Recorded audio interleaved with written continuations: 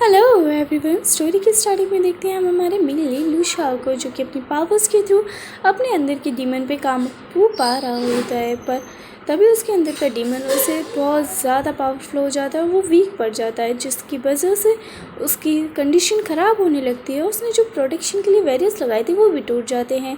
तभी एंट्री होती है लिली की, जो कि हमारी फीमेल लीड है। वो डिलीवरी कर ले तो लू शाओ बोलता है ये मुझे ऐसे रूप में नहीं दे सकती। तभी वो इंसानों के रूप में आ जाता है और लिली एंटर करती है। तभी वो उससे बोलती है लू शाओ से कि सर आपका पार्सल, और उसे इस कंडीशन में देख के वो उसे बोलती है कि सर मैं आपको हॉस्पिटल लेके चलती हूँ। तो वो बोलता है नहीं, मेरे को हॉस्पिटल नहीं जाना, डॉक्टर मेरे को ठीक नहीं कर सकते। तो वो बोलता है कि मुझे तुम्हारी मदद चाहिए होगी। इतना बोल के वो उसे किस करने लगता है और किस को कंटिन्यू करते हुए वो उसे रूम में ले जाता है, जिससे उनकी किसिंग एक मेकआउट में चेंज हो जाती है। उसके बाद हम सीन देखते हैं 9 मंथ के बाद का, जहाँ पर लिली हॉस्पिटल में डिलीवरी कर रही होती है, जो कि बहुत पेन में होती है। तभी वहाँ एंट्री होती है फिर से लू शाओ की, जो कि टाइम को स्टॉप कर देता है और लिली के पास रूम में एंट्री के लिए वहाँ से निकल जाता है, जहाँ पर फिर से वो लिली के पास पहुँचता है, जो कि उसने एक एग को डिलीवर किया होता है, न कि बेबी को। तो वहाँ पे डॉक्टर भी शॉक में होते हैं। तभी लू शाओ वहाँ पे भी टाइम स्टॉप कर देता है और फिर एग को लेके वहाँ पे वो सोचता है कि अगर मैंने इसकी मेमोरी को ख़त्म नहीं किया तो इसकी लाइफ में कॉम्प्लिकेशंस हो सकती हैं, इसको बहुत ज़्यादा प्रॉब्लम हो सकती है। तभी वो उसकी मेमोरीज़ को ख़त्म कर देता है, डिस्ट्रॉय कर देता है, जिससे उसे कुछ याद नहीं रहता। और लिली की डॉक्टर्स की वहाँ पे जैसे ही अपने नॉर्मल में आते हैं, तभी हम सीन देखते हैं कुछ सालों बाद, जहाँ पे लू शाओ अपने बेटे को बता रहा होता है कि अब तुम्हें टाइम आ गया है, तुम 5 साल के हो गए, तुम्हें इंसान में कन्वर्ट हो जाना चाहिए, जिसमें मैं तुम्हारी मदद नहीं कर सकता, तुम्हें खुद ही होना पड़ेगा। तभी हाँ ड्यूडो इंसान में कन्वर्ट हो जाता है, जो कि वो अपने आप को निहार रहा होता है और लू शाओ को बोल रहा होता है मैं आखिर में इंसान में कन्वर्ट हो गया, मतलब मैं भी आपकी तरह पावरफुल हूँ। तो ये सोच कर लू शाओ भी अपने आप पे प्राउड फील कर रहा होता है अपने बेटे पे। और उसका बेटा उसे बोलता है अब मैं 5 साल बाद इतनी साल बाद इंसान में कन्वर्ट हुआ हूँ, तो आपको मेरी एक विश पूरी करनी पड़ेगी। बहुत सोच विचार करने के बाद वो उससे डिमांड करता है कि मुझे मम्मा चाहिए। और लू शाओ ये सोच कर ही बोलता है थोड़ा धीरे बोलो, ऐसे अगर कोई सुन लेगा तो फिर क्या होगा। हाँ, तो फिर वो बोलता है सुन लेगा तो क्या हो गया। तो वो बताता है कि तुम एक एक्सीडेंट के थ्रू हुए, जिसमें तुम्हारी मम्मा को अगर ये बात याद होती तो फिर उसके लिए प्रॉब्लम हो सकती है। तो वो बोलता है एक्सीडेंट के थ्रू कैसे। तो वो बोलते हैं इसमें ध्यान मत दो।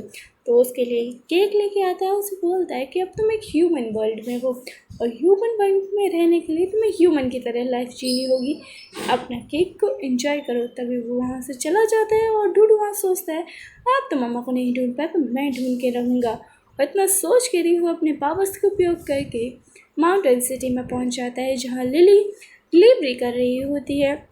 वो अपने डिलीवरी करने के लिए अपने से पार्सल ले जाती है और डिलीवर कर देती है। तभी वहाँ पे हम सीन देखते हैं, यहाँ पे डोडू पहुँच गया होता है। ढूंढने तो मम्मा को गया था, पर कैंडी को देख के वहाँ उसके पास पहुँच जाता है और कैंडी उठा के चल देता है।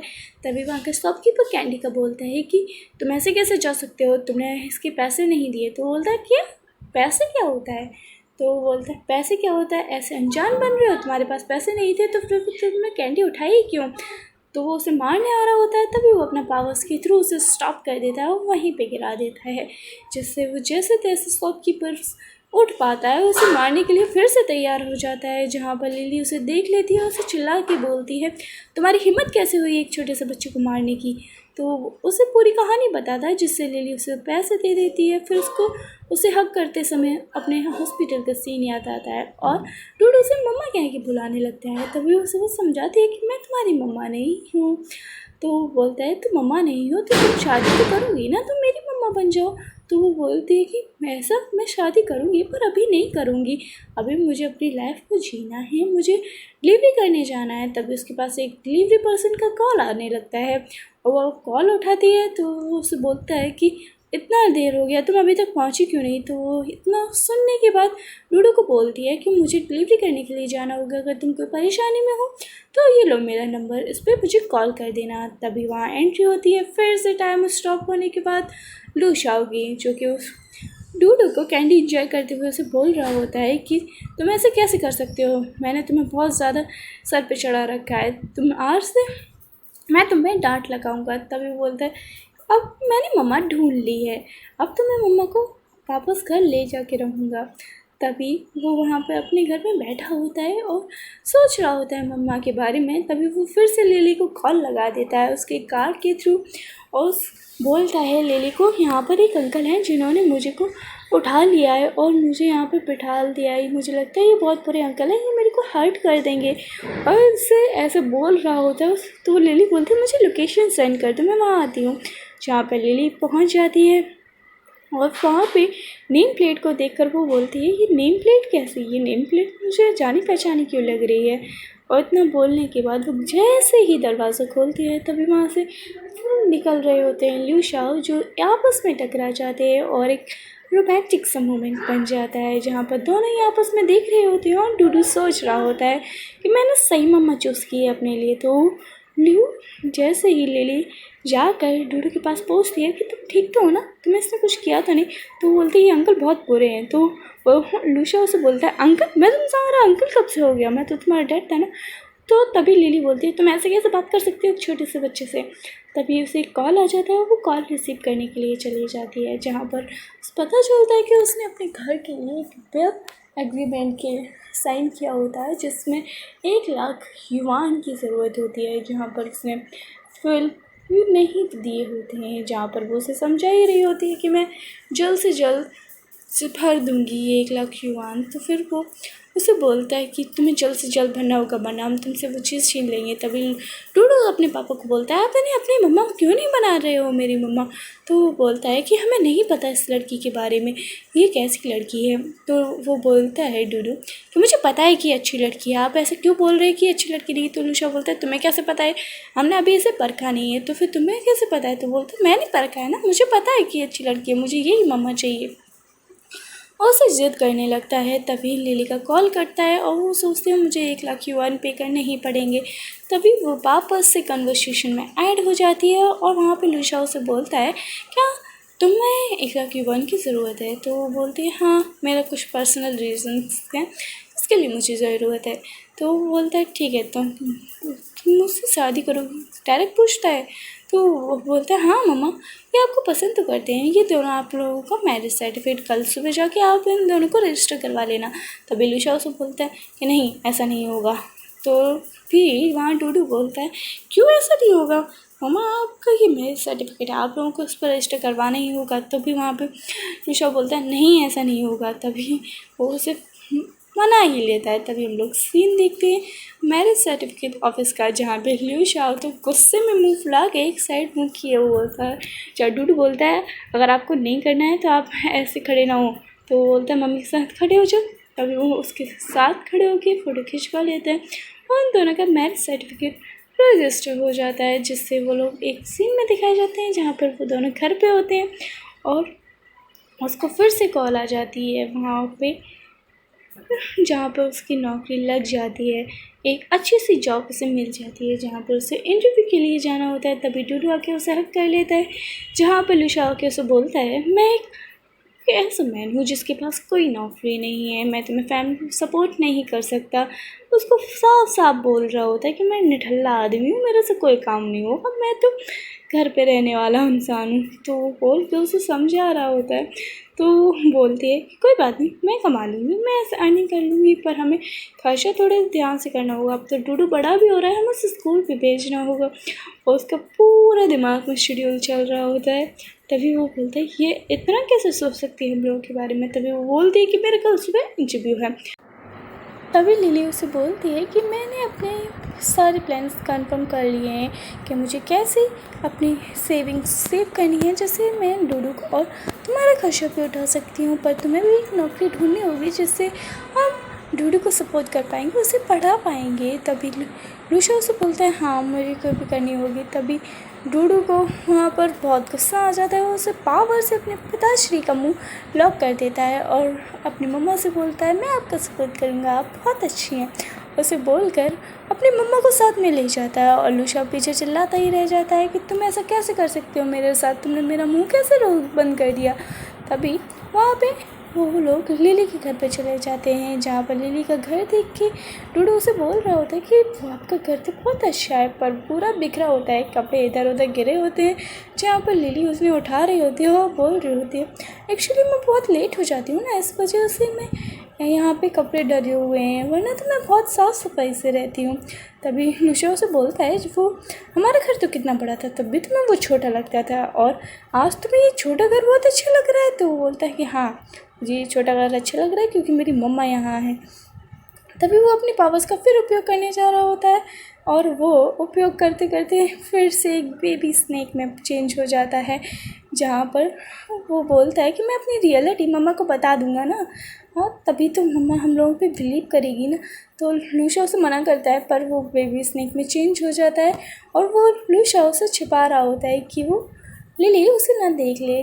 तभी वो दोनों लिली उसके ऊपर गिर जाती है, जिससे एक फिर से एक मोमेंट कैप्चर होता है, जहाँ पर फिर से डूडू अपने नॉर्मल में आ जाता है, और वो बोलता है, डैडी आपने मम्मा को देखने क्यों नहीं दिया, मेरे कमर में दर्द हो गया। और वो कॉकरोच को देख के खुद दोनों बाप बेटे एक दूसरे आपस में चिपक जाते हैं और बोलते हैं, ये यहाँ पे कैसे आया। तभी वहाँ पर वो लोग देखते हैं एक स्नेक को, जो कि एक स्नेक जार में कैप्चर हो रखा था, बंद करके रखा हुआ था, और वो दोनों आपस में चिपट के बोल रहे होते, ये क्या है।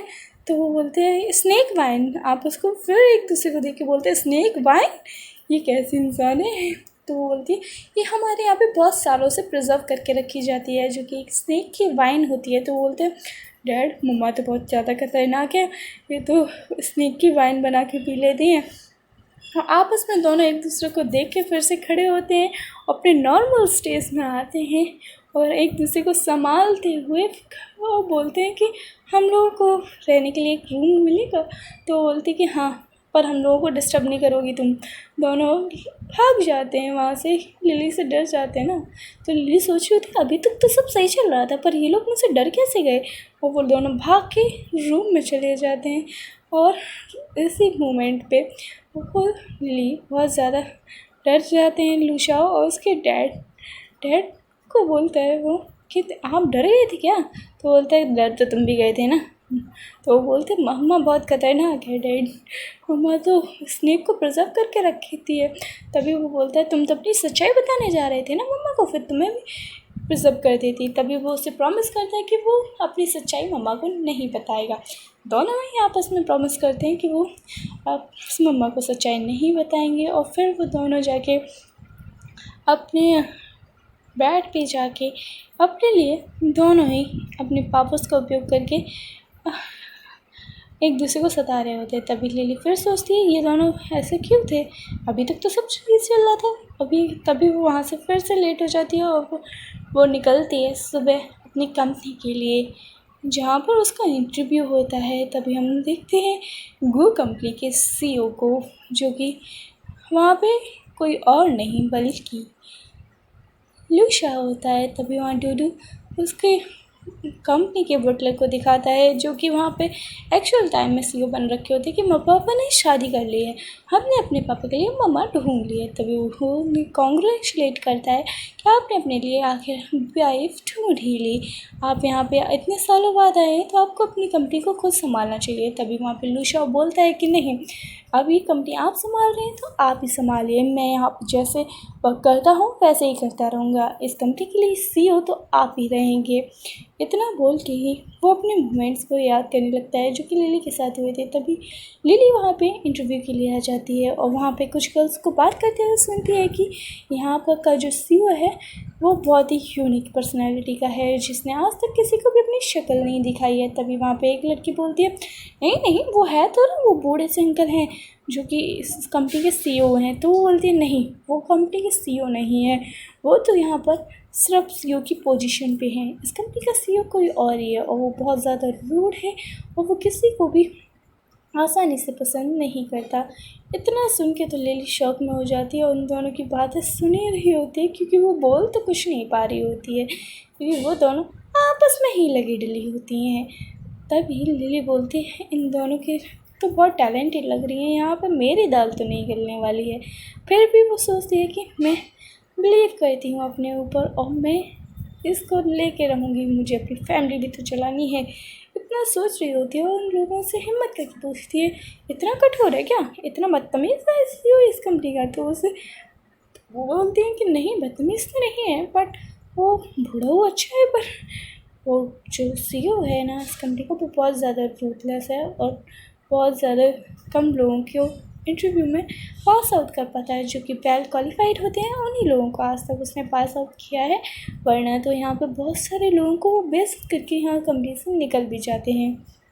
इनसे बात करने के बाद उससे पता चलता है कि ये कंपनी बहुत ज़्यादा ही बेकार लग रही है उसे। तभी वो अपने इंटरव्यू के लिए अंदर जाती है, जहाँ पर एंट्री निकल रहे होते हैं इस साइड से लूशा और डूडू, और वो एंटर कर रही होती है।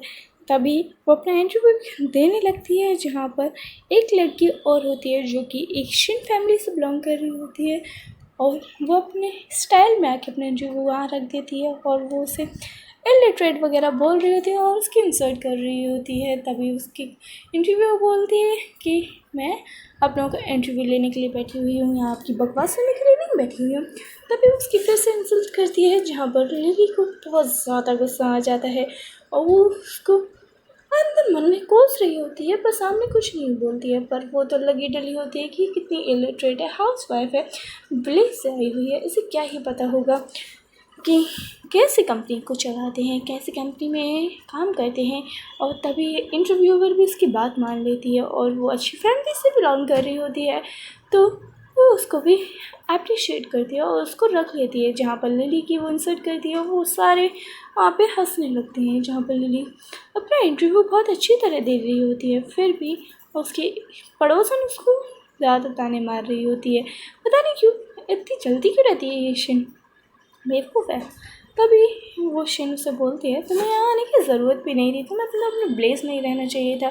तभी इंटरव्यूअर बोलती है कि नहीं, ऐसा भी नहीं है, कि वो अपना इंटरव्यू बहुत अच्छे से दे रही है। तो वो बोलती है आगे पास आउट तो मैं ही होंगी और कोई नहीं। तभी वो वहाँ से इंटरव्यूअर उन दोनों को जाने के लिए बोल रही होती है। तभी वो फिर से उसे सुनाने लगती है, बदतमीज़ सी लगी डली रहती है उससे और अपने डॉक्यूमेंट्स देके निकलने की कोशिश कर रही होती है। तभी लिली को फिर से गुस्सा आ जाता है, जहाँ पर उसके डिज़ाइंस भी उसने ले लिए होते हैं, इतनी बदतमीज़ होती है। तभी उसके जो बटला होता है वो डिज़ाइन लेके जाता है लुशियाओ के पास, जहाँ पे वो उन डिज़ाइन को देख रहा होता है और डूडू वहाँ पे खेल रहा होता है।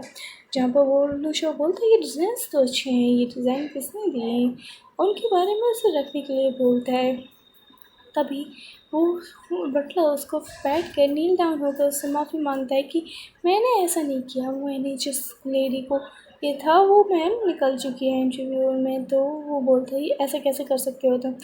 तभी वो दूसरे डिज़ाइंस भी लेके आता है, जहाँ पर वो डिज़ाइंस भी उसी की तरह थे, जहाँ पर वो पहचान जाता है कि डिज़ाइन तो आखिर में लिली के ही हैं। जहाँ पर वो डिज़ाइंस को देख के बहुत ज़्यादा अप्रिशिएट करते हैं, तो उन्हें लगता है कि डिज़ाइन तो बहुत ज़्यादा अच्छे हैं, पहले वाले से भी ज़्यादा अच्छे हैं जो कि शिन के डिज़ाइन थे। और वो डिज़ाइन को अप्रिशिएट करके उसे बोलता है कि इसे रख लेना चाहिए। तभी वहाँ पे जो उसका असिस्टेंट होता है वो बोलता है कि हाँ, पर इसकी तो ये शिन बहुत ज़्यादा बेइज्जती कर रही होती है, उससे लगी डली थी तब से और उसे बहुत भला बुरा भी सुनाया है। तो वहाँ से मतलब उसके साथ निकल जाता है। तभी डूडू से बोलता है कि पापा, मुझे ऐसा लगता है कि मम्मा को हम लोगों को अपनी सच्चाई बता देनी चाहिए। अगर मम्मा ऐसे रहेगी तो फिर हम लोगों को बाद में प्रॉब्लम हो सकती है। तो वो बोलता है नहीं, अगर हमने उसे अपनी सच्चाई बता दी तो वो हमें भी प्रिजर्व करके बाइंड में रख देती है। अपनी पावर्स को वो लोग स्ट्रॉन्ग करने के लिए दोनों ही बाप बेटे अपनी पोजीशन में पावर स्ट्रॉन्ग करा कर लगे डले होते हैं। तभी लिली गुस्सा होकर उन लोगों पर चिल्ला रही होती है कि तुम लोग ऐसे कैसे कर सकते हो, एक को अप्रिशिएट कर रहे हो और एक को इतना बुरा बुरा सुना रहे हो। और इस वजह से वो गुस्सा हो जाती है और वो वहाँ पे उन्हें बहुत सुना दी, पर फिर भी शिन नहीं मानती, बदतमीज़ जो है आखिर में। तभी वहाँ पे उसकी जो इंटरव्यूअर थी वो भी शायद उसी से मिली हुई थी और तभी वो ड्रामा क्रिएट करने लगती है कि तुम ऐसे कैसे कर सकती हो, तुम्हें शिन के साथ ऐसे बिहेव कैसे कर सकती हो, तुम एक इंटरव्यू में पास नहीं हुई तो तुम ऐसे कैसे उसे ह्यूमिलेट कर सकती हो। तो वो बोलती है रहो इसी के साथ, मुझे ऐसी कंपनी में काम नहीं करना है। तभी वो जो इंटरव्यूअर होती है उसे बोलती है अच्छा हुआ हमने इस इंटरव्यू से निकाल दिया, अब सिर्फ तुम ही इस कंपनी में रहोगी। और लिली को बहुत गुस्सा आ जाता है और वो बोलती है मुझे तो इस CEO से मिलना ही पड़ेगा। तभी वो उस रूम में घुस जाती है जहाँ पर लू शाओ उसका बेटा अपने पावर्स को इंक्रीज़ करने के लिए ही बैठे हुए होते हैं। जहाँ पर गेट खोलते ही वो देख लेती है कि वो क्या कर रहा है। तभी वो देखता है उसे मुड़ के, तो वो बोलती है तुम यहाँ क्या कर रहे हो, ये तुम्हारे गले भी क्या है, ये ऐसा चमक क्यों रहा है। तो वो बोलते कुछ नहीं है, थोड़ी सी बहुत एलर्जीज हो जाती हैं। तभी पीछे से डूडू निकलता है जो कि अपने इंसान के रूप में आ जाता है और फिर वो बोलता है डैड आपको ये क्या हो गया है। डैड के पक्ष तो वो हाल छोड़ देता था। तभी वो अपनी पावर्स से अपनी स्किन को छिपा लेता है और तभी वहाँ पे फिर से एंट्री हो जाती है शिन की, जो कि उसके फिर से बुराई करने लगती है। जहाँ पर डूडू बोलता है कि तो बहुत ही बदतमीज़ लड़की है जो मेरी मम्मा के मेरे ही सामने बुराई कर रही है, इसको तो मैं छोड़ूंगा नहीं। तभी लिली को वहाँ पे गुस्सा आ जाता है और वो जाकर उसमें एक थप्पड़ जड़ देती है और वो बोलती है कि तुम ऐसे मेरे बारे में कैसे कर सकती हो, तुमने मुझे को थप्पड़ कैसे मारा। तभी वहाँ पे फिर से लूशाओ से बोलता है तुम्हारी हिम्मत कैसे हुई है इस तरह से बात करने के लिए। तो वहाँ पे डूडू सोच रहा होता है इसका तो मैं क्या ही करूँगा, ये मुझे ही पता है, ये सोच रहा होता है। तभी इंटरव्यूअर भी शिन की साइड लेती है और बोलती है हाँ इसकी ही गलती थी, इसी ने इंटरव्यू में प्रॉब्लम क्रिएट की, वरना शिन तो बहुत अच्छी है। तभी वहाँ पे एंट्री होती है जो कि बटलर की, और बटलर भी उन लोगों की बातें सुन ही रहा होता है। पर प्रेसिडेंट तो वो होता है, पर वो लोग तो उसको ही प्रेसिडेंट समझते हैं ना, बूढ़े अंकल को। तो वो बोलते हैं कि प्रेसिडेंट, तो बोलते तुम प्रेसिडेंट हो, तो बोलता है नहीं ये प्रेसिडेंट है, मैं तो उनकी बटलर हूँ ना, मैं तो उनके लिए काम करता हूँ। तो वो बोलती है अच्छा वही मैं सोचूं तुम कैसे इस कंपनी के प्रेसिडेंट हो सकते हो। हाँ तो वहाँ पे वो बटलर बोलता है तुम्हारी इतनी हिम्मत कैसे हो गई। तो वो इंटरव्यू बोलती नहीं ऐसा कुछ नहीं है, मैं तो बस यहाँ पे आपको बता रही थी कि शीन अच्छी है और लिली ने बहुत ज़्यादा कॉम्प्लिकेशंस क्रिएट किए हैं। इंटरव्यू भी अच्छी तरीके से पास नहीं किया, बल्कि शिन ने तो बहुत अच्छे से इंटरव्यू पास किया है और शिन के बारे में तारीफ़ें के पुल बांध देती है और लिली के बारे में बुराइयों की पुल बांध देती है। जहाँ पर पुल लगी होती है तभी वहाँ पर फिर से एंड गार्ड्स को बुलाया जाता है, जहाँ उस शिन को वहाँ से उठा के फेंकने की बात हो रही होती है। तभी लूशो को गुस्सा आता है, वो पावर्स का उपयोग करके उसका मुंह बंद करना चाह रहा होता है, पर वो रहने देता है कि क्या ही इसके ऊपर मैं पावर का उपयोग करूँ फालतू में। तभी वो उसे लिली को देखती है और वो बोलती है मुझे लगता है इन दोनों का कोई रिलेशनशिप है। तभी ये लोग इतना ज़्यादा इस कंपनी के प्रेसिडेंट के साथ कनेक्ट है और उससे सॉरी बोलती है वो कि मुझे माफ़ कर दीजिए मेरी गलती थी, और उसका थप्पड़ पे गाल हड़प के वहाँ से भग जाती है। तभी वहाँ डूडू बोलते हैं इसको तो मैं ऐसे नहीं छोड़ूंगा, इसको तो सबक सिखाना ही पड़ेगा, कितनी बदतमीज़ थी। हाँ इसने इतनी हिम्मत कैसे हुई जैसे मेरी मम्मा पे उंगली उठा रही थी। तभी वो वहाँ पे उसे भी कोसने लगता है और सुना रहा होता है। तभी लिली बोलती है उस कंपनी की CEO से कि आप बहुत अच्छे हैं कि आपने मेरी साइड ली, उनको थैंक यू ग्रेट कर रही होती है और बोल रही होती है कि हमें इस कंपनी में काम करने आई थी। तो वो बोलती है तुम इस कंपनी में काम करोगी, तो वो हाँ बोल देती है। जहाँ पे डूडू और लूशा वगैरह सब अपने घर के लिए निकल जाते हैं। जहाँ पे रास्ते में वो लोग आपस में बातें करके निकल रहे होते हैं, जा रहे होते हैं। तभी लूशा उसे बोलता है कि तुम यहाँ काम कर सकती हो, ये बहुत अच्छी कंपनी है। तभी डूडू से बोलता है कि मम्मा मैं थक गया। तो बोलती है कि अच्छा तुम थक गए। तो बोलते हैं कि तुम ऐसे कैसे कि थक गए, तुम झूठ क्यों बोल रहे हो। तो वो बोलते हैं कि नहीं मैं सच में थक गया। तो वो बोलती है मम्मा मैं आपके साथ जाऊँगा। तो फिर वो उसे अपने साथ ले जाती है और वो वहाँ पे पानी को देख के वो डर जाता है क्योंकि वो था तो आखिर में लिटिल स्नेक ही ना। तो वो लिटिल स्नेक को डरते हुए देख लेती है और वो उसको बोलती है तुम डर क्यों रहे हो, थोड़ा सा पानी तो है। तो वो बोलते हैं हाँ मम्मा पर मेरे को मैं थक गया ना। तो वो सब पीठ पे कैरी कर लेती है बैग की तरह। देख लिली लूशा को देखती रह जाता है, लूशा और लिली को, जहाँ पर लिली को अपना फ्लैशबैक याद कर आता है कि उसने अंडे कुछ भर दिया था। उसको ऐसे कुछ मेमोरीज याद आ रही होती हैं जो उसको। तभी डूडू से पूछता है मम्मा क्या हो गया। तभी हमें सीन दिखाया जाता है घर पर, जहाँ पर वो दोनों खाना खाने के लिए बैठे होते हैं। लू शाओ अपनी शक्तियों को एकत्र कर रहा होता है। तभी लिली बोलती है कि तुम्हारे पिताश्री नहीं आ रहे। तभी वो डूडू अपने पिताश्री को बुलाता है जाकर। तभी उसकी थोड़ी सी शक्तियाँ डाउन कर लेता है। वो बाहर निकल के आता है। तभी वहाँ पर लिली बेहोश पड़ी हुई होती है और वो उसे उठाने की कोशिश कर रहा होता है। तभी एकदम से वो पावर्स का उपयोग करने जा रहा होता है। तभी वहाँ डूडू लाइट जला देता है और उसकी मम्मा भी उठ जाती है और वो बोलती है हमारा प्लान सब बिल्कुल कामयाब हुआ। तभी वो दोनों एक दूसरे को देख के थम्स अप कर रहे होते हैं और एक दूसरे को कॉन्ग्रेट्स बोल रहे होते हैं। तभी लू शाओ उससे पूछता है कि क्या चल रहा था यहाँ पे। तो वो बोलती है कि तुम्हें कमरे से बाहर निकालने की कोशिश हो रही थी। डूडू ने मुझे बताया था कि तुम खाना खाने के लिए इतनी आसानी से कमरे से बाहर नहीं निकलोगी, इस वजह से हम लोगों ने ये प्रैंक प्लान किया। तभी वो 10 सारे बैठकर टेबल पर खाने के लिए रेडी हो जाते हैं और तभी लू शाओ सोच रहा होता है कि ये इतना करती है हम लोगों के लिए, फैमिली के लिए, डूडू मेरे लिए, मैं तो ये नहीं खा सकता। ये कैसे उसे परोसे ही जा रही होती है, देती ही जा रही होती है कि तुम आराम अच्छे से खाओ, तुम लोगों का पेट भर जाएगा, तभी तो तुम लोगों को ताकत मिलेगी ना। तभी उसे फिर से कुछ याद आने लगता है कि कैसे उसने मेरे पास भयानक प्रैंक किया होता।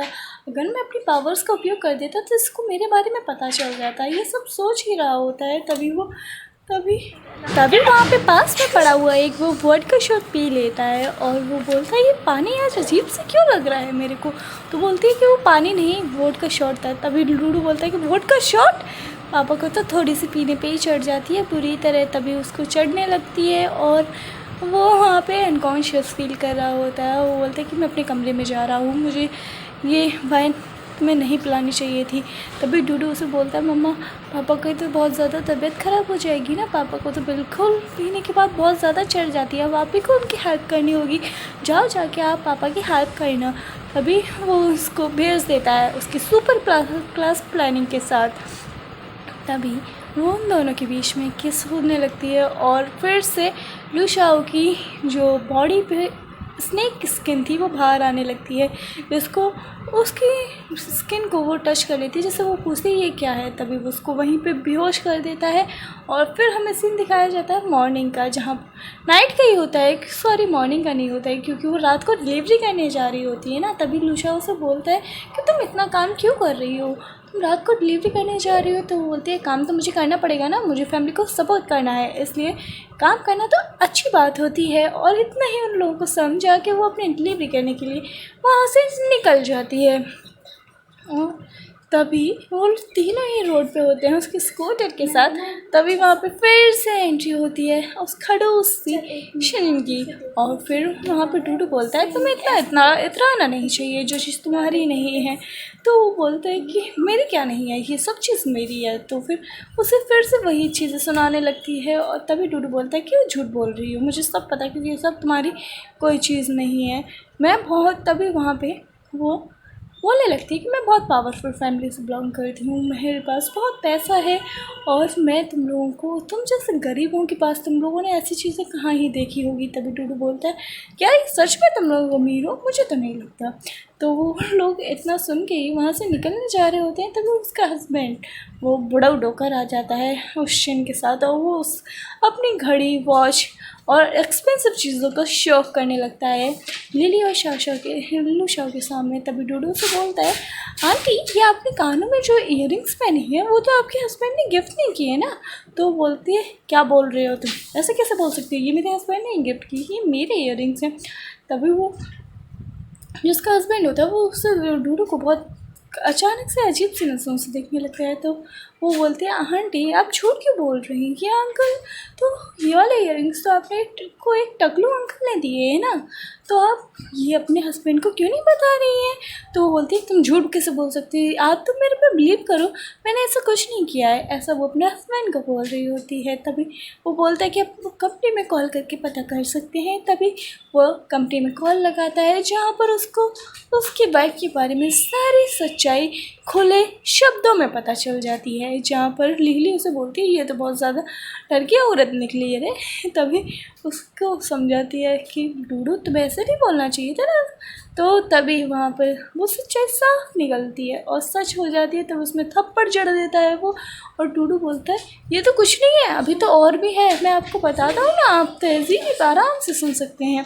तभी वो बोलता है नहीं नहीं। तभी वो वहाँ से कार लेके चला जाता है, और तभी लिली बोलती है तुम तो सच में बहुत ज़्यादा ठरकी औरत निकली हो, तुम्हारे तो हस्बैंड ही एक वैसा था। तो वो टैक्सी लेके वहाँ से निकल जाती है, क्योंकि अब लिली उसे सुना सकती थी ना।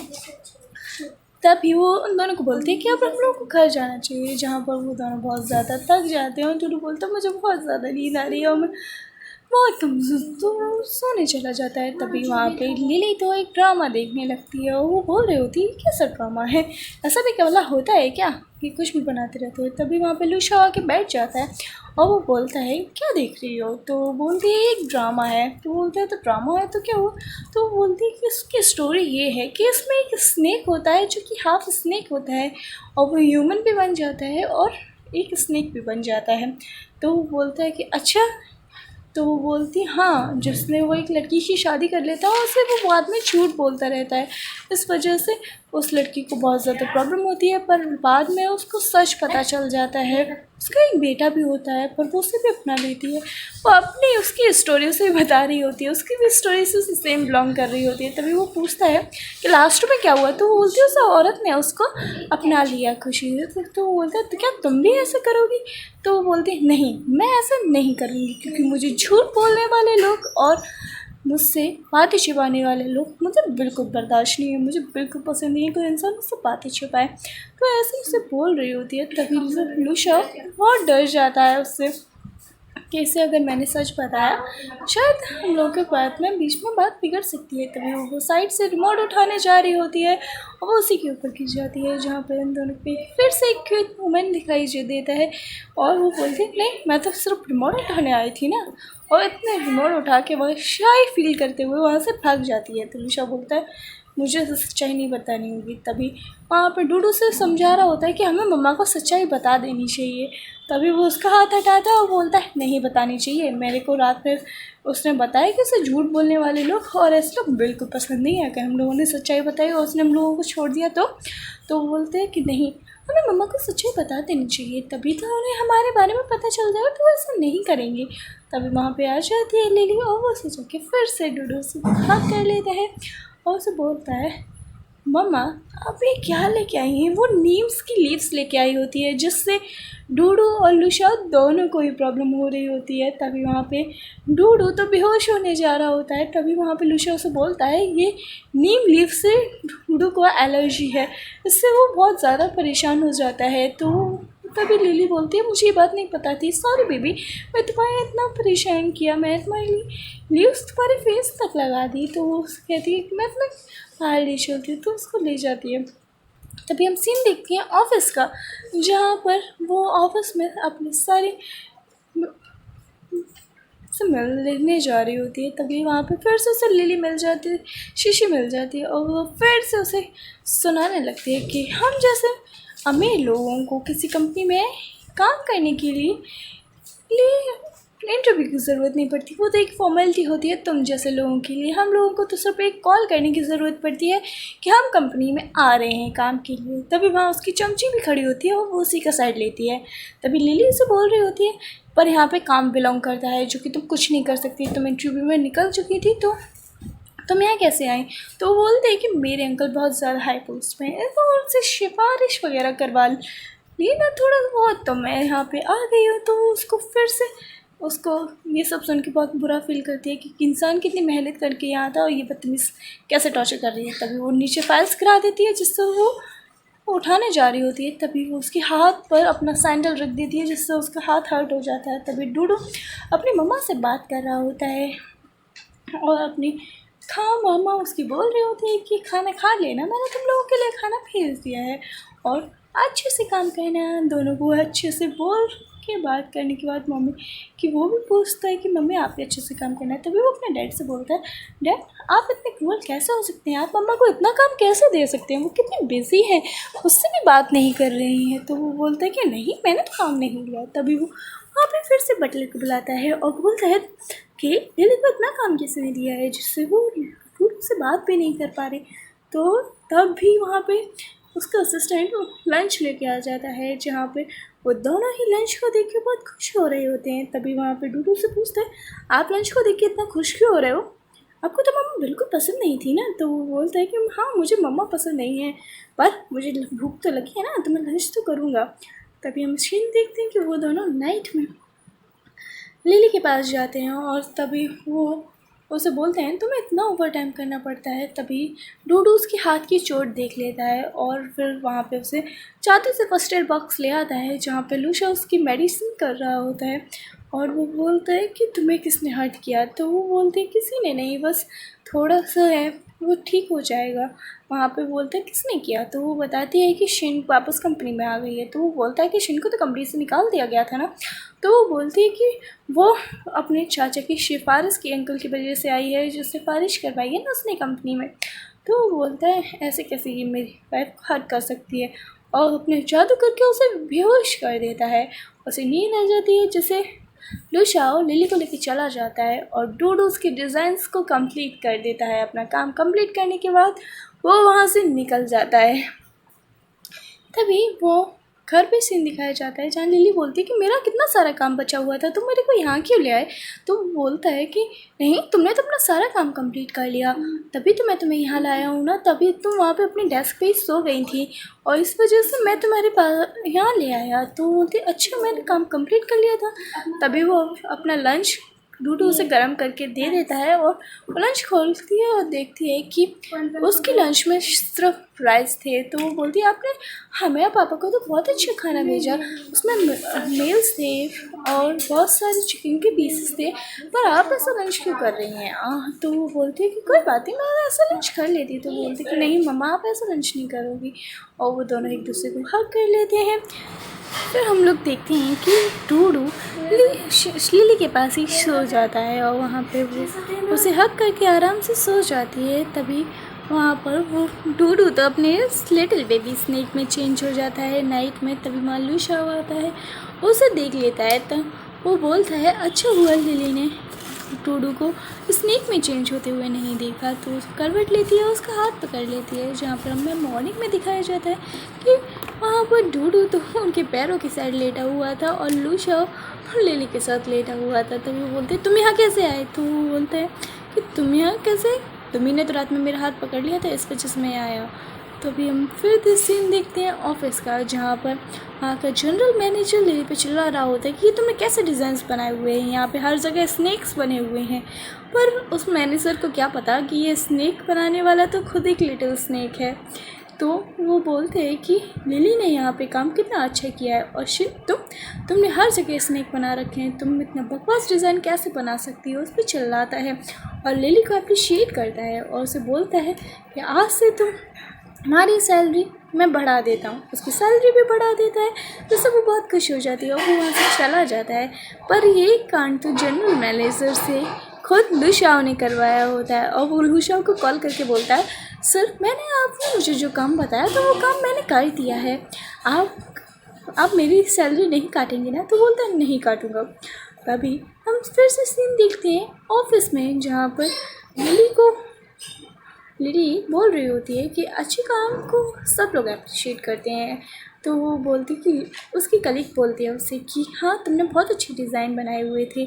और शिन पे तो आज डांट भी पड़ी, तो शिन की वो लोग बुराइयाँ कर रहे होते हैं और लिली को अप्रिशिएट कर रहे होते हैं, लिली के बारे में तारीफ़ करते हैं, जिससे शिन तो जल भुन जाती है। तभी हम नाइट में देखते हैं कि लूशा, डूडू और उसकी मम्मा एक साथ बैठे हुए होते हैं और वो प्लानिंग कर रहे होते हैं कि वीकेंड पे वो लोग क्या प्लान करेंगे। तभी वहाँ पे एंट्री गेट पे नॉक होता है। तभी वहाँ एंट्री होती है लूशा की मदर की, जो कि एकदम मस्त एंट्री लेती हैं। वो बोलती हैं कि मेरी बहू, तुम यहाँ क्यों रह रही हो? तभी वो वहाँ पे डूडू बोलता है ग्रैंड मदर। तभी वो लूशा और डूडू को साइड में करके अपनी मम्मा के पास लूशा हो जाता है और बोलता है मम्मा, आप यहाँ क्या कर रही हैं? आपको यहाँ नहीं आना चाहिए था। तो वो उसको साइड में फेंक देती हैं और बोलती है तुम साइड में हटो, मुझे अपनी बहू से मिलना है। तो वो अपनी बहू से मिलती हैं और वो बोलती हैं तुम यहाँ पे रहती हो, मैं तुम्हारे लिए कुछ अच्छी सी गिफ्ट लेके आई हूँ। तो वो उसे महंगे से महंगा गिफ्ट दे रही होती हैं। और तभी वहाँ पर वो देखती है लूशाओ की तरफ जो उसे बोल रहा होता है ये सब फेक है, इशारों में बोल रहा होता है। तो फिर लूशाओ उसे बोलता है मम्मा बस भी करो, ये सारी चीज़ें फेक हैं, आप कैसे ली को इतनी सारी चीज़ें दे सकती हैं। तभी वो बोलती है अपनी मम्मा का दिल रखने के लिए कि कोई बात नहीं, मैं इन सब चीज़ों को ले लूँगी। तभी डूडू बोलता है ये सारी चीज़ें तो असली है ना। तो वो बोलती है कि शांत रहो तुम। तभी वो उसकी ग्रैंड मदर, उसकी मम्मा लूशाओ की उसको एक चीज़ स्पार्कल देती हैं, जिससे वो बोलती हैं कि ये तुम एक डिज़ाइनर हो ना, तो क्लॉथ्स डिज़ाइन करती हो, तो तुम उस पर ये लगा देना जिससे तुम्हारी डिज़ाइन में और भी ज़्यादा रौनक आ जाएगी और वो बहुत भी ज़्यादा सुंदर हो जाएगा। जिसे देख के लिली बहुत ज़्यादा खुश हो जाती है और वो बोलती है बहुत ज़्यादा एक्सपेंसिव होगा। तो वो बोलती है नहीं नहीं, ये बहुत ज़्यादा एक्सपेंसिव नहीं है, ये तो बहुत आसानी से मिल जाता है हमारे गांव में।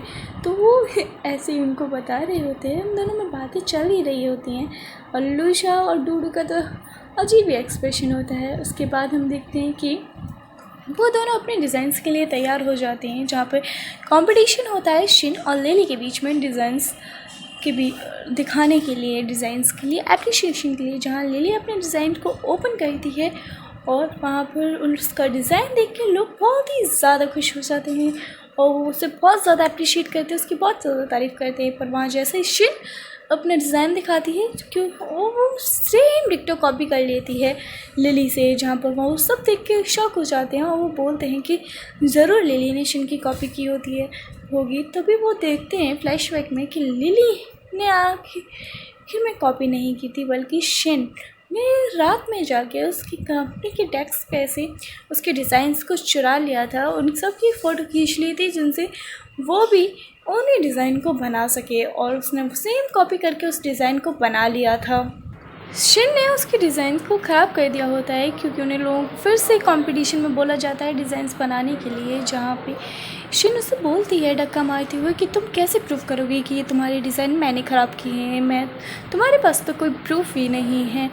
और उसको खरी खोटी सुना रही होती है और बोलती है कि अब मैं जीत कर दिखाऊंगी। तभी वहाँ पर लिली अपने डिज़ाइंस रिप्रेजेंट नहीं करती है और शिन वहाँ पर डिज़ाइंस को रिप्रेजेंट कर देती है। तभी वहाँ पे ब्यूटीफुल ड्रेस में एंट्री होती है लिली की, जो कि अपनी मदर इन लॉ का शाइनिंग ग्लिटर भी यूज़ कर किया होता है उसने अपनी ड्रेस पे, और उसकी ड्रेस और वो खुद बहुत ज़्यादा ब्यूटीफुल लग रही होती है।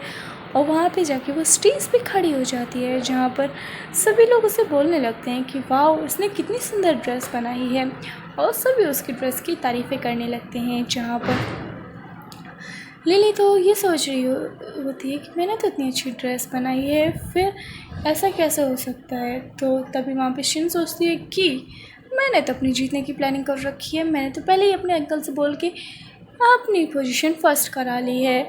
तो वहाँ पर सभी लोगों को वो चिल्लाने लगती है कि मैं ही जीतूँगी। तभी वहाँ पे एंट्री होती है कोई कंपनी के सीईओ बटलर की, जो कि वहाँ पे बोलता है कि मैं यहाँ पे बताऊँगा आप लोगों को कि किसके डिज़ाइन बेस्ट है और कौन इस कंपटीशन में जीतेगा। तभी वहाँ पे शिन बोलती है कि आप कैसे बता सकते हैं कि ये कंपटीशन में कैसे जीतेगा। तो वो बोलता है कि ये कंपटीशन वैसे भी फेयर हुआ है, तो तुम मुझे ऐसे कैसे बोल सकती हो कि मैं इस कंपटीशन में नहीं बता सकता हूँ कि कौन जीता है और कौन नहीं। तो वो हाँ पे बोल के वो शांत हो जाती है और वो बोलते हैं कि इस कंपटीशन में कोई और नहीं, मिसेस ली ही जीती हैं। जहाँ पर वो उसे ट्रॉफ़ी देकर कॉन्ग्रेचुलेट करते हैं और ली वहाँ से निकल के अपने फैमिली के पास जाती है, जहाँ डूडू बोलते हैं मम्मा आप तो ग्रेट हो, आपने तो जीत लिया ये कंपटीशन। तभी वो लोग ली बोलती है कि मैं तुम लोगों को कुछ दिलाती हूँ, आज मैं जीती हूँ ना। तो वो एक शॉप में जाते हैं जहाँ लूशा उसे बोलता है कि यहाँ से हमें नहीं लेना चाहिए। तो बोलती कि नहीं, मुझे बहुत दिनों से डूडू के लिए कुछ लेना था, मैं यहीं से लूँगी। तभी वो एक क्यूट स्नेक पेंडेंट को देखती है जो उसे बहुत अच्छा लगता है। तभी उसकी मेमोरी फिर से आने लगती है, जहाँ पर उसे अपने हॉस्पिटल का सीन याद आने लगता है और वो बोलती है मुझे अगर मैं डूडू को छूती हूँ तो मुझे हॉस्पिटल का सीन क्यों याद आने लगता है, ऐसा लगता है कि मेरा इससे कोई कनेक्शन है। तभी डूडू से सच बनाते आने जाता है, पर उसका पापा उसको फिर से रोक लेता है कि नहीं, हमें नहीं बताना है। तभी वो पेंडेंट बहुत अच्छा लगता है और वो उसको ख़रीदने के लिए बोलती है। तभी वो उस लेडी शॉपकीपर से बोलती है कि इसका प्राइस क्या है। जिसका प्राइस बहुत महंगा होता है तो वो बोलती है कि इस पर कितना डिस्काउंट है, हम इस पर कितना डिस्काउंट कर सकते हैं। तभी वो लेडी बोलती है कि जब डिस्काउंट ही मांगना था तो फिर इतनी महंगी शॉप पे आई क्यों, कहीं बाहर से ही ले लेती ना। तभी वहाँ डूडू बोलता है कि आप ऐसे कैसे मेरी मम्मा से बात कर सकती हैं, आप अगर ऐसा बोलेंगे तो मैं ये पूरी शॉप भी खरीद सकता हूँ। तो वो अपने बारे में बता रहा होता है। तो वो बोलती है शॉपकीपर तो ख़रीद लो ना।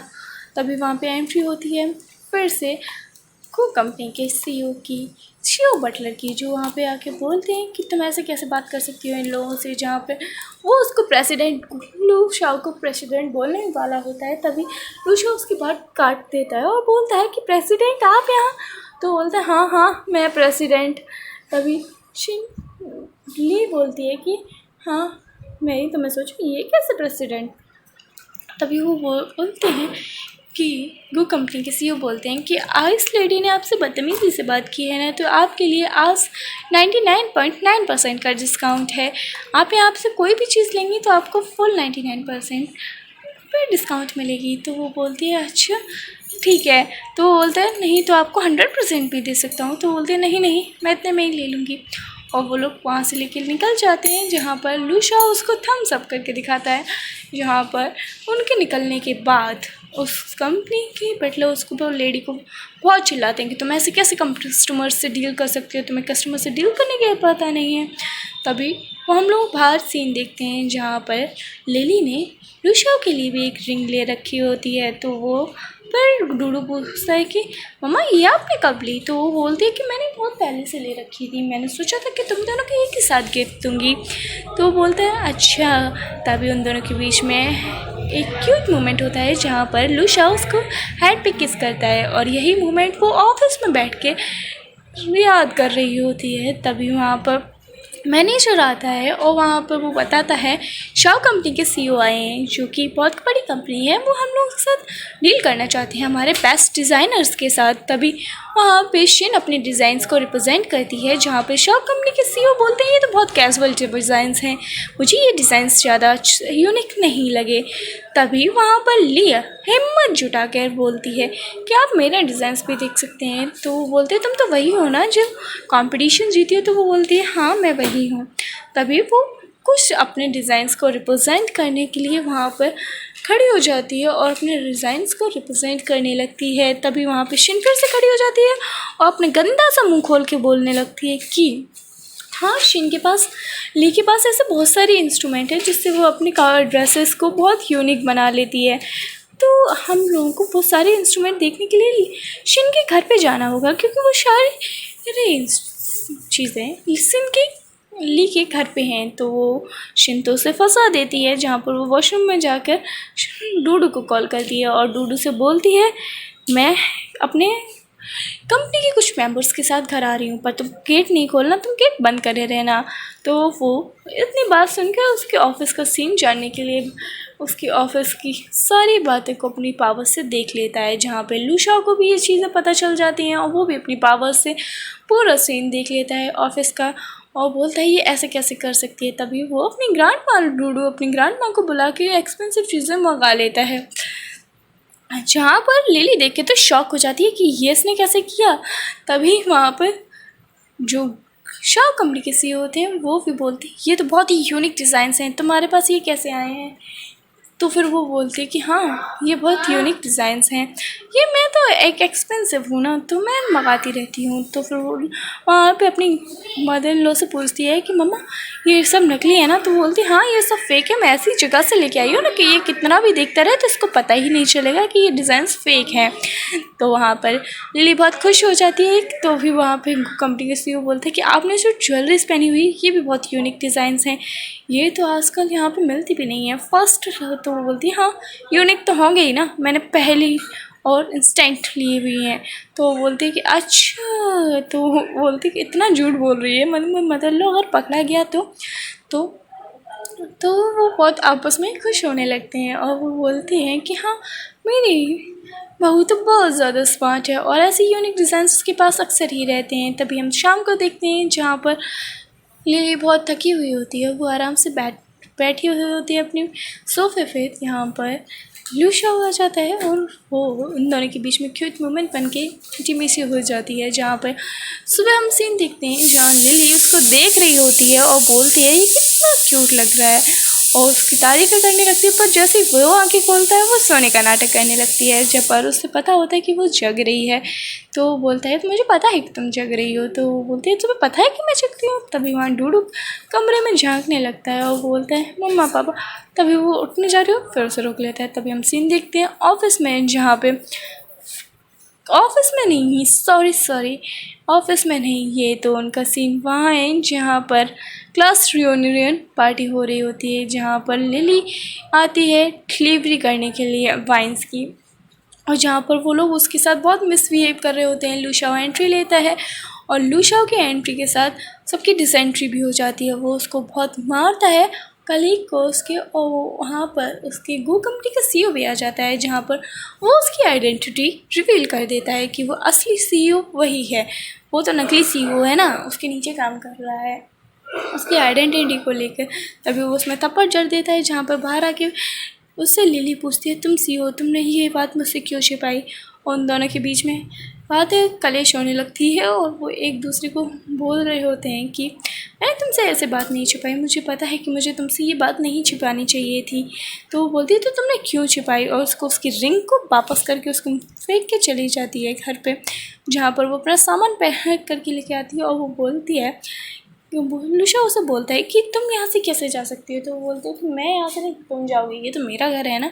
तभी डूडू उसके पास जाता है और उसे बोलता है मम्मा इतनी रात में मैं कहाँ जाऊँगा। तो वो बोलते हैं हाँ तुम यहाँ रह सकते हो। डूडू को वो वहाँ रोक लेती है और लूशा को बोलती है कि भाग, तुम्हें यहाँ नहीं रुकने की परमिशन है। तभी डूडू अपनी पार्टी बदल देता है और मम्मी के पास आ जाता है। वो बोलता है कि हाँ तुम्हें यहाँ रुकने की परमिशन है, तुम यहाँ से जा सकते हो। तो वो बोलता है लूशा तुम तो बहुत दल बदलू निकले, तुम तो हाथ मम्मा की पार्टी में पहुँच गए। तो वो बोलता है कौन अंकल, आप यहाँ से जा सकते हो। तो बोलता है अंकल, मैं तुम्हारा अंकल क्या हूँ क्या, मैं तो तुम्हारा डैड था ना। तो वो बोलता है आपने मेरी मम्मा को परेशान किया है। तो अपना मैजिक का उपयोग करके अपने डैड के हाथ में उसका सूटकेस ले देता है और उसे वहाँ से फरार कर देता है। जहाँ पर बोलता रह जाता है कि तुम्हें मेरे साथ ऐसा नहीं करना चाहिए था। जहाँ पर हम मॉर्निंग में सीन देखते हैं जहाँ बाप बेटे दोनों ही शीशों पर बैठकर शीशो खेल रहे होते हैं। तभी लूशा उसे बोलता है तुम आज मेरे पास कैसे आ गए, तुम्हारे लिए तो रात में मैं तुम्हारा डैड नहीं था ना, अंकल बन गया था। तो वो बोलता है अरे डैड आप ऐसा क्यों बोल रहे हैं, अगर मैं रात में ऐसा नहीं करता तो मम्मी भी मुझे अपने पास नहीं रोकती। जहाँ पर शिन उन लोगों की बातें सुन रही होती है और वीडियो रिकॉर्ड करने लगती है। जहाँ पर डूडू उसे आइडिया देता है कि आपको मम्मा को मना लेना चाहिए, अगर आप मम्मा को मना लेंगे तो हम लोगों की लाइफ आसान हो जाएगी। और उसे मैजिक से एक बुके ला के देता है कि आप अगर मम्मा को गिफ्ट देंगे तो वो ज़रूर मान जाएगी। जहाँ सिन ये चीज़ देख लेती है और वो एक टोटका बाबा के पास जाती है और वो उसे पूरा सीन बता देती है। और वो बोलती है इस बच्चे ने मेरी आंखों के सामने मैजिक किया है, ये ऐसा कैसे हो सकता है। तो वो बोलता है कि ऐसा हो सकता है और उसको वो एक बबूती दे देता है कि तुम ये उसको लगा देना, जिससे वो अपने जादू का प्रयोग नहीं कर पाएगा। वो एक पेंडेंट पे लगा देती है जिससे वो उसके हाथ पे लग जाती है जो बबूती उसने दी थी। और लू कि शाव भी वहाँ पहुँच जाता है लिली के घर पे और डूडू भी होता है जहाँ डूडू से हक कर लेता है और लूशा खाना बना के आ रहा होता है। और वो बोलता है मैं तुम्हारी माफ़ी मांगने के लिए कुछ भी कर सकता हूँ, मैं तुम्हारे लिए हर दिन अलग अलग डिशेस बना के तुम्हें अच्छे से अलग अलग तरीक़ों से मनाने की कोशिश करूँगा। तो वो बोलता है कि हाँ पर मैं नहीं मानने वाली। लिली बोलती है कि मैं नहीं मानने वाली, मुझे तुम्हारे साथ नहीं रहना। अब तुम मुझसे इतना बड़ा सच कैसे से छिपा सकती हो। तो हाँ डूडू भी उसे बोलता है कि मम्मा आपको पापा की बात मान लेनी चाहिए। तो वो बोलती है नहीं। तभी वहाँ पे डूडू बेहोश हो जाता है, उस पर उस बबूती का असर हो जाता है।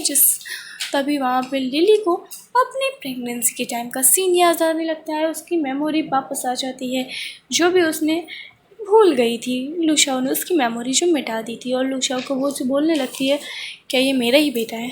तो वो बोलता है तुम्हें ये सब कैसे याद आ गया। तो वो बोलती है तुमसे जितना पूछा जा रहा है उतना ही बताओ।